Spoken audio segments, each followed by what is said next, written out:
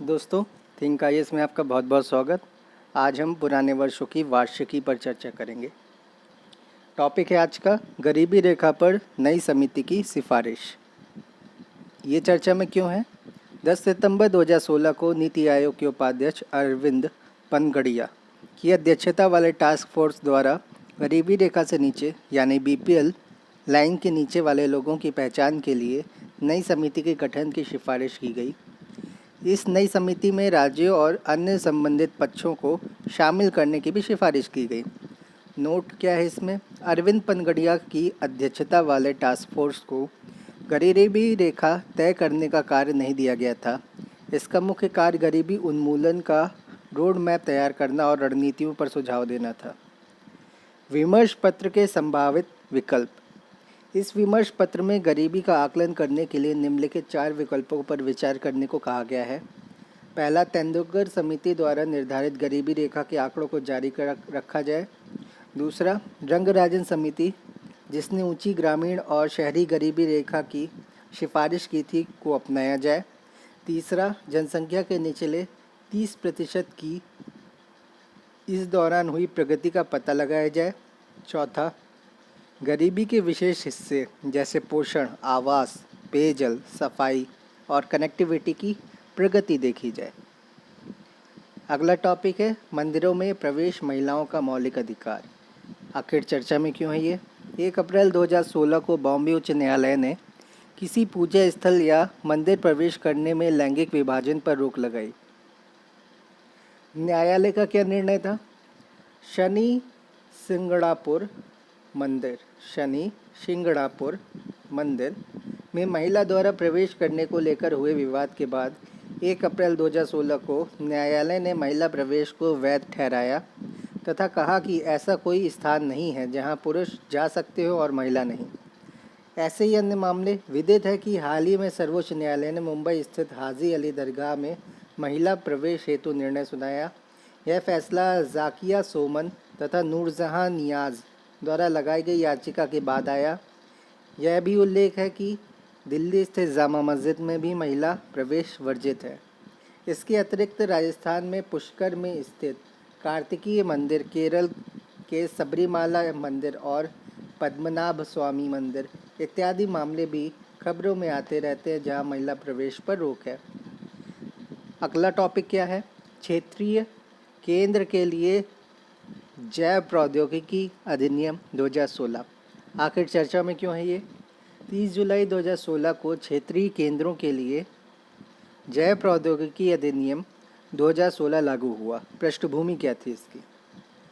भारत ने वर्ष 2006 में संयुक्त राष्ट्र शैक्षिक, वैज्ञानिक और सांस्कृतिक संगठन यूनेस्को के साथ क्षेत्रीय जैव प्रौद्योगिकी प्रशिक्षण और शिक्षण केंद्र की स्थापना के संबंध में एक समझौता किया था। इस समझौते का उद्देश्य यूनेस्को सदस्य देशों के मध्य सहयोग बढ़ोतरी करना था। इस समझौते के तहत केंद्र सरकार ने एक कार्यकारी आदेश के जरिए 2009 में हरियाणा राज्य के फरीदाबाद जिले में पहले क्षेत्रीय जैव प्रौद्योगिकी प्रशिक्षण एवं शिक्षण केंद्र की स्थापना की। अधिनियम इस क्षेत्रीय केंद्र को विधायी रूप या विधायी स्वरूप प्रदान करने का प्रयास करता है। अधिनियम का क्या उद्देश्य है? पहला, जैव प्रौद्योगिकी और अन्य संबंधित क्षेत्रों में शिक्षण और अनुसंधान की सुविधा प्रदान करते हुए ज्ञान का प्रसार। दूसरा, सार्क यानी दक्षेश क्षेत्र और सामान्य रूप से एशिया में प्रौद्योगिकी और ज्ञान के हस्तांतरण को सहज बनाना। तीसरा, जैव प्रौद्योगिकी विशेषज्ञों का हब तैयार करना। चौथा, अंतर्राष्ट्रीय स्तर पर सहयोग करना। इस क्षेत्रीय केंद्र की शक्तियाँ क्या होंगी? पहला, जैव प्रौद्योगिकी और अन्य संबंधित विषयों में मास्टर, डिप्लोमा और डॉक्टरेट डिग्री प्राप्त या प्रदान किया जा सकेगा। शक्तियाँ क्या होंगी? फिर से रिपीट करते इसको। पहली, जैव प्रौद्योगिकी और अन्य संबंधित विषयों में मास्टर, डिप्लोमा और डॉक्टरेट डिग्री प्रदान कर सकेगा। दूसरा, शैक्षणिक पदों पर नियुक्ति करना। तीसरा, क्षेत्रीय केंद्र में प्रवेश के नियम लागू करना। क्षेत्रीय केंद्र में प्रवेश के नियम कानून लागू करना। चौथा, शुल्क निर्धारित करना व प्राप्त करना। क्षेत्रीय केंद्र की अधिकारिता केंद्र के प्रशासन और कार्यों के लिए उत्तरदायी होंगी, जिसमें शामिल हैं: पहला, शासक बोर्ड; दूसरा, कार्यक्रम सलाहकार समिति; तीसरा, कार्यकारी समिति तथा चौथा, वित्तीय समिति। शासक बोर्ड, कार्यक्रम सलाहकार समिति, कार्यकारी समिति और वित्तीय बोर्ड। एक शासक बोर्ड होगा जो क्षेत्रीय केंद्र का अपीलीय निकाय एपेक्स बॉडी होगा। 14 सदस्यीय कार्यक्रम सलाहकार समिति होगी, जिसमें बोर्ड, केंद्र तथा यूनेस्को के नामित व्यक्ति होंगे। केंद्र सरकार द्वारा नियुक्त व्यक्ति प्रत्येक 4 वर्ष में एक बार क्षेत्रीय केंद्र के कार्यों की समीक्षा करेगा।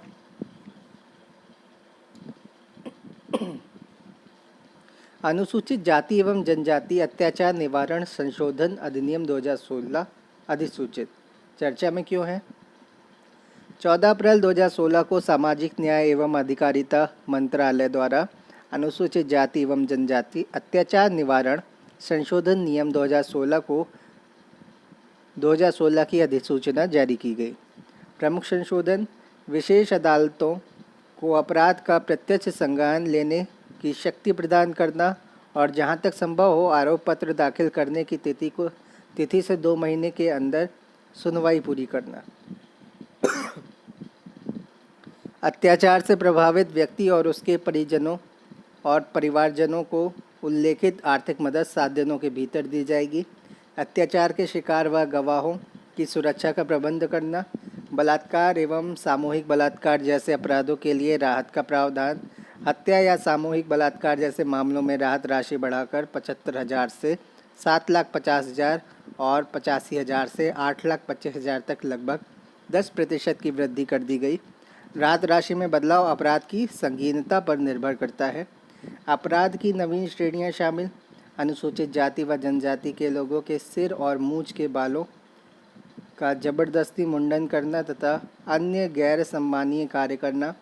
समुदाय के लोगों को जूते, चप्पल की माला पहनाना, सिंचाई सुविधाओं का प्रयोग करने से रोकना व वन अधिकारों से वंचित रखना। मानव या पशु के शव को जबरन ले जाने या निपटान हेतु दबाव डालना, कब्र खोदने हेतु विवश करना, मैला ढोने हेतु विवश करना तथा महिला को देवदासी बनाना।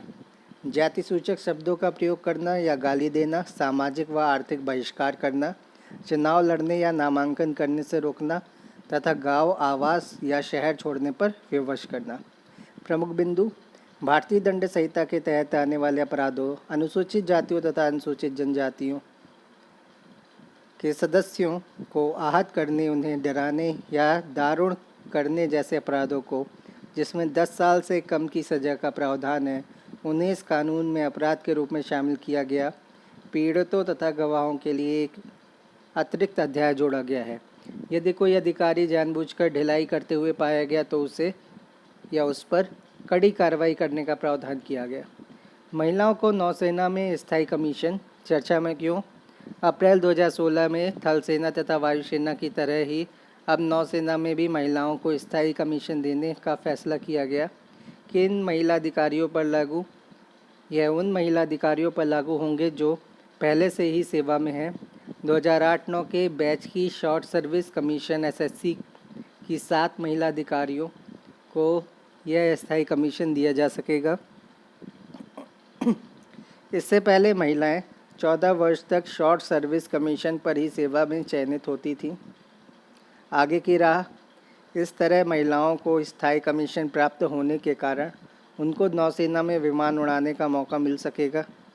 इस तरह नौसेना के चुनिंदा युद्धपोतों में भी उनकी तैनाती के लिए नीति तैयार की जा रही है। एक विशेष प्रशिक्षण प्राप्त कर लेने के बाद ये महिला अफसर P-8I, पोसाइडन 8 इंडिया तथा डॉर्नियर जैसे नौसेना के समुद्री निगरानी विमानों की पायलट बन सकेंगी। नौसेना में 8 प्रकार की शाखाओं में महिलाएं प्रवेश पा सकेंगी। उल्लेखनीय है कि वायुसेना की कुछ महिला अधिकारियों ने पुरुष अधिकारियों के समकक्ष बराबरी के हक हेतु न्यायालय की शरण ली थी।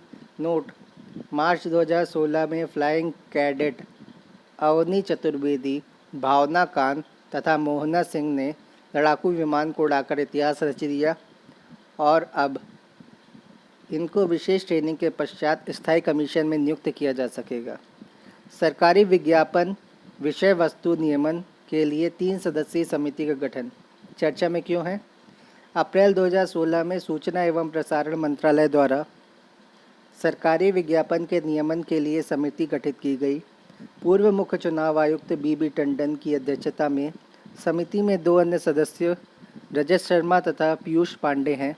प्रमुख बिंदु: इस 3 सदस्यीय समिति का चयन विधि एवं न्याय मंत्रालय से सलाह करने के बाद सूचना एवं प्रसारण मंत्रालय द्वारा गठित 3 सदस्यीय पैनल ने किया। समिति सर्वोच्च न्यायालय द्वारा दिए गए निर्देशों व जनता के हितों का सर्वोपरि ध्यान रखेगी। समिति के सदस्यों का कार्यकाल 2 वर्ष का होगा, जिसमें 1 साल का विस्तार दिया जा सकेगा। कार्यकाल का विस्तार 2 बार से अधिक नहीं दिया जा सकेगा। प्रसूति प्रसुविधा संशोधन विधेयक 2016 चर्चा में क्यों है? राज्यसभा द्वारा 11 अगस्त 2016 को प्रसूति प्रसुविधा संशोधन विधेयक 2016 को मंजूरी दी गई। चर्चा का कारण मातृत्व अवकाश की अधिकतम अवधि 12 सप्ताह से बढ़ाकर 26 सप्ताह किए जाने का प्रावधान किया गया। प्रथम 2 बच्चों के लिए 26 सप्ताह तथा 2 से ज़्यादा की स्थिति में 12 सप्ताह का मातृत्व अवकाश प्राप्त होगा। 50 से अधिक कर्मचारियों वाले प्रतिष्ठानों में क्रेच की सुविधा अनिवार्य की गई। क्रेच की सुविधा लोकसभा से विधेयक पारित होने के बाद या होते ही भारत संगठित क्षेत्र में महिलाओं को सबसे अधिक प्रसूति अवकाश देने वाला विश्व का तीसरा राष्ट्र बन जाएगा। कनाडा 50 सप्ताह और नॉर्वे 44 सप्ताह है। प्रमुख प्रावधान: विधेयक में बच्चों को गोद लेने वाली या सैरोगेट माता की सहायता से बच्चा हासिल करने वाली मां को भी मातृत्व सुविधा दिए जाने का प्रावधान किया गया है।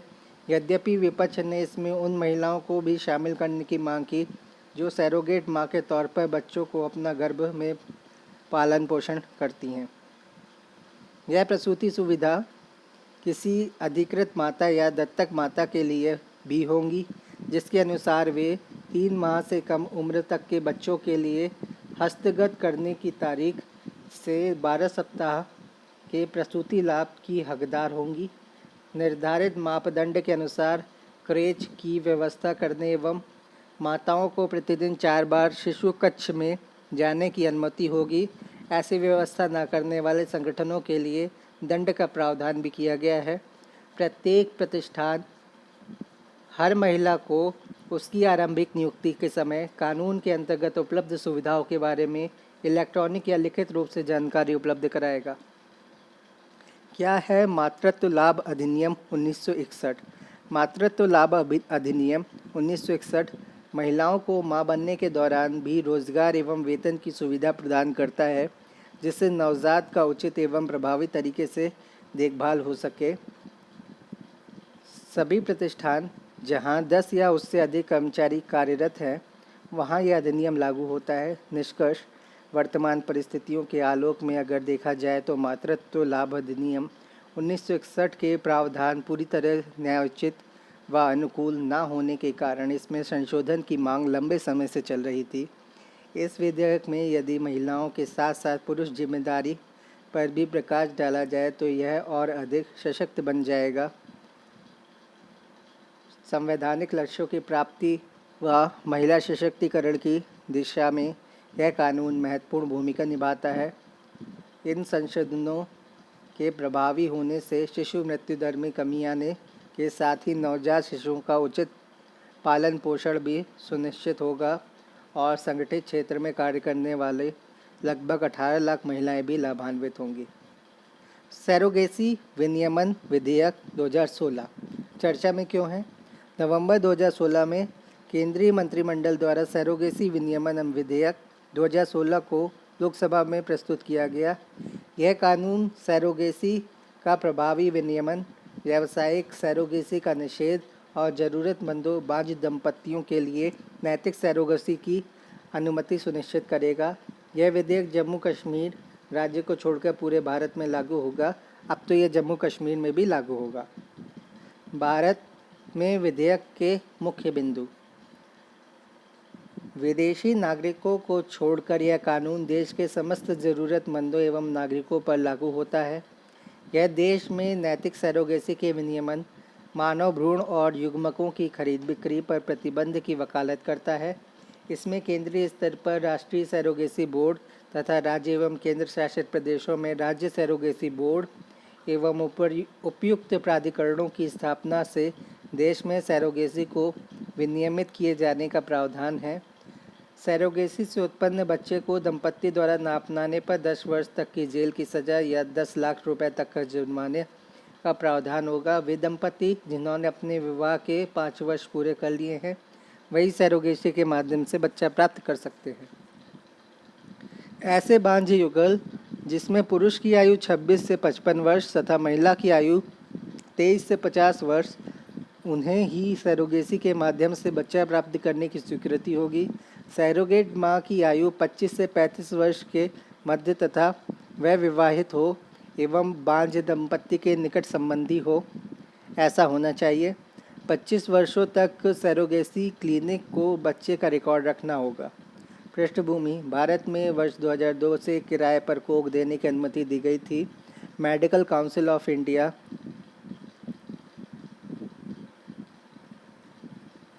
ने वर्ष 2005 में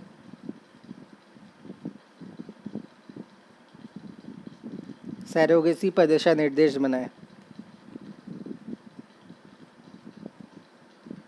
ICMR। सर्वोच्च न्यायालय ने वर्ष 2008 में एक निर्णय के माध्यम से सरोगेसी को कानूनी मान्यता दी थी। विधि आयोग ने वर्ष 2009 में सरोगेसी पर अपनी सिफारिशें दी। Assisted reproductive technology regulation bill 2010 से ही संसद में यह लंबित है। भारतीय विधि आयोग की 228वीं रिपोर्ट में भी व्यावसायिक सरोगेसी पर रोक लगाने व ज़रूरतमंद भारतीय नागरिकों के लिए नैतिक परोपकारी सरोगेसी की अनुमति प्रदान करने के लिए एक उपयुक्त कानून लागू करने की सिफारिश की गई। सरोगेसी है क्या? सरोगेसी एक महिला और एक दंपत्ति के बीच का एक समझौता है जो अपना खुद का बच्चा चाहता है। सामान्य शब्दों में इसका अर्थ है कि बच्चे के जन्म तक एक महिला की कोख किराए पर लेना। जो महिला किसी और दंपत्ति के बच्चे को अपनी कोख में जन्म देने को तैयार हो जाती है उसे सरोगेट मदर कहा जाता है। निष्कर्ष: यह विधेयक जहां बांझ व निसंतान दंपत्तियों के लिए वरदान साबित हो सकता है, वहीं महत्वाकांक्षा या विवशता के कारण इसका दुरुपयोग भी संभव है। अतः इसका उचित विनियमन आवश्यक है। दिशा का गठन चर्चा में क्यों है? अगला टॉपिक है दिशा का गठन चर्चा में क्यों है। 28 जुलाई 2016 को केंद्र सरकार द्वारा विकास योजनाओं में तेज़ी लाने के लिए जिला विकास समन्वय एवं निगरानी समिति दिशा DISHA का गठन किया गया।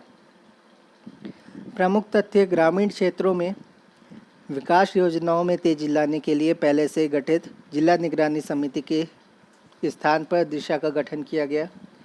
यह केंद्र, राज्य और स्थानीय पंचायत स्तर पर सरकार की योजनाओं के बीच समन्वय स्थापित करने हेतु सेतु का कार्य करेगी। जिला स्तर पर क्षेत्र के सांसद की अध्यक्षता में गठित दिशा की सदस्यता जिला निगरानी समिति की तरह ही रहेगी। यह प्रभावी समन्वय विकास के लिए सभी स्तर के जनप्रतिनिधियों की भागीदारी सुनिश्चित करने एवं देश की महत्वाकांक्षी योजनाओं को सफल बनाने का कार्य करेगी। मनरेगा, प्रधानमंत्री ग्राम सड़क योजना, प्रधानमंत्री आवास योजना, दीनदयाल अंत्योदय आजीविका मिशन, स्किल इंडिया सहित कुल 28 योजनाओं के समन्वय व निगरानी का दायित्व दिशा को सौंपा गया है। दिशा की शक्तियाँ एवं कार्यक्षेत्र: इसके पास समन्वय एवं निगरानी की शक्तियाँ होंगी। इसके पास विचार विमर्श के दौरान उठाए गए मुद्दों पर प्रभावी अनुवर्ती कार्यवाही करने की शक्तियाँ होंगी। यह समिति यह सुनिश्चित करेगी कि योजनाओं का कार्यान्वयन मार्गदर्शिका के अनुरूप हो तथा उपलब्ध आवंटन का समय से सदुपयोग हो। दिशा को सम्मन जारी करने और किसी भी रिकॉर्ड का निरीक्षण करने का अधिकार होगा। इसकी बैठक प्रत्येक तिमाही अप्रैल, जुलाई, अक्टूबर और फरवरी के तीसरे शनिवार में एक बार आयोजित करना अनिवार्य है। यह किसी भी मामले को जिला कलेक्टर या जिला पंचायत के सीईओ, डीआरडीए की परियोजना निदेशक या गरीबी उन्मूलन इकाई को स्थानांतरित करने अथवा 30 दिनों के अंदर नियमों के अनुसार उचित कार्रवाई के लिए सुझाव दे सकती है। प्रशासनिक संरचना। जिले से लोकसभा के लिए निर्वाचित सबसे वरिष्ठ सदस्य इस समिति के अध्यक्ष होंगे।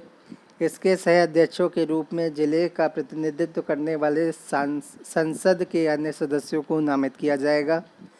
समिति के अन्य सदस्यों का चयन अध्यक्ष द्वारा किया जाएगा, जिसमें जिले के राज्य विधानसभा क्षेत्रों से निर्वाचित सभी सदस्य, सभी महापौर और नगरपालिका के अध्यक्ष, जिला पंचायत के अध्यक्ष, 2 महिलाओं सहित ग्राम पंचायत के 5 निर्वाचित प्रमुख एवं अनुसूचित जाति, अनुसूचित जनजाति और महिलाओं में से एक प्रतिनिधि शामिल है।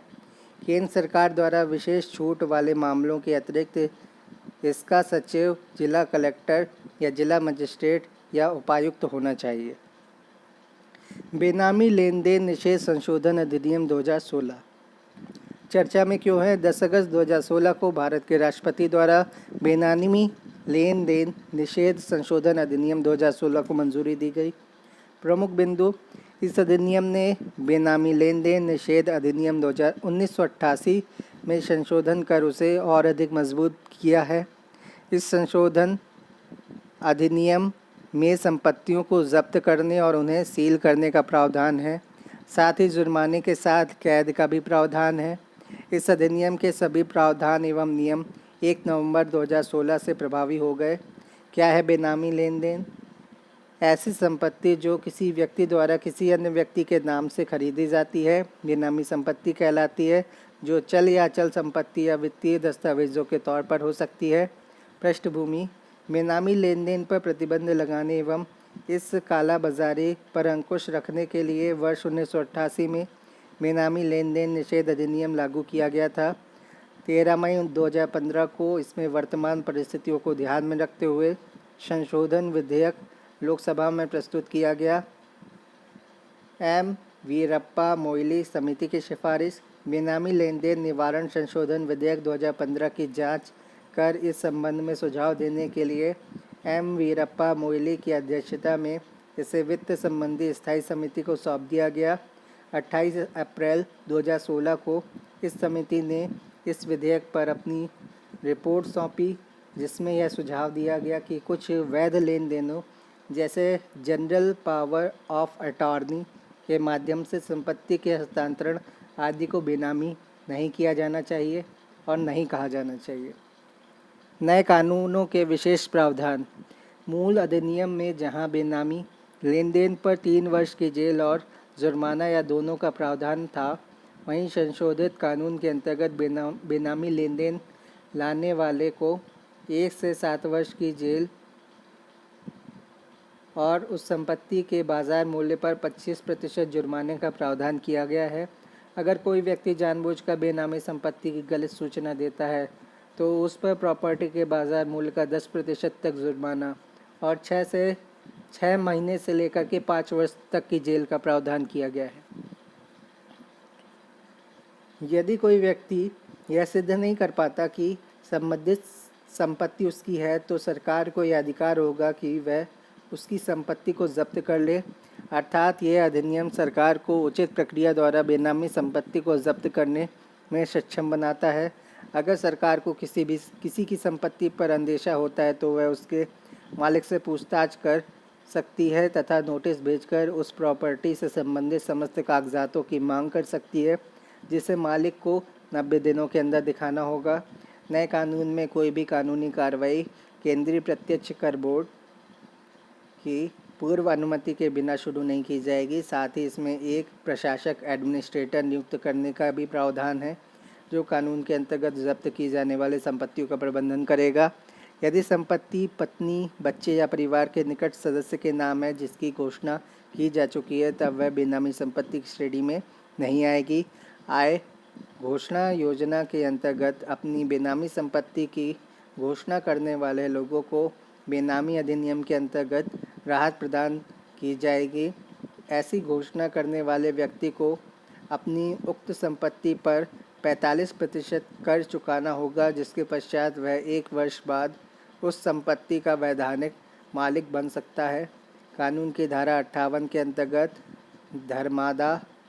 धर्मादा और धार्मिक संगठनों की संपत्ति इस कानून के दायरे से बाहर होंगी, लेकिन धर्म के नाम पर जालसाजी करने वालों को कोई राहत नहीं मिलेगी। लाभ क्या होगा इससे? अब कानूनी बाध्यताओं के चलते सरकार को बेनामी संपत्तियों को जब्त करने में कठिनाई का सामना नहीं करना पड़ेगा। इससे घरेलू काला धन सहित रियल एस्टेट सेक्टर में लगे काले धन की जांच संभव हो सकेगी। भ्रष्टाचार पर अंकुश लगेगा।